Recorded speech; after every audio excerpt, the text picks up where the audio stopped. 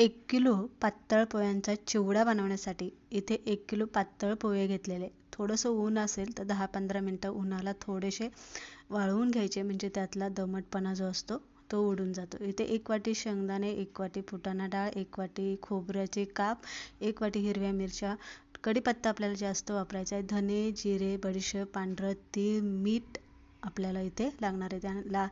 लाल तिखट आपल्याला यामध्ये वापरायचं नाही. हळद, हिंग घ्यायचं आहे, आमचूर पावडर, मीठ, जिरी पावडर यामध्ये घ्यायची आहे आणि पिठी साखर घेऊन आपल्याला तो मसाला इथे बनवून घ्यायचा आहे. त्यानंतर ड्रायफ्रूट, काजू, बदाम आणि मनुके घेतलेले.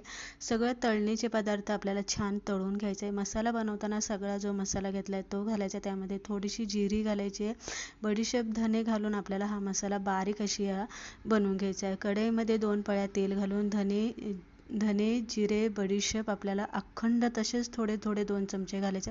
केलेला मसाला घालायचा, केलेलं तळण यामध्ये घालायचं आहे, मीठ चवीनुसार घालून घ्यायचं आणि मिक्स करून पोहे थोडेसे आपल्याला हलकेसे गरम करायचे आणि छान मिक्स करून घ्यायचे.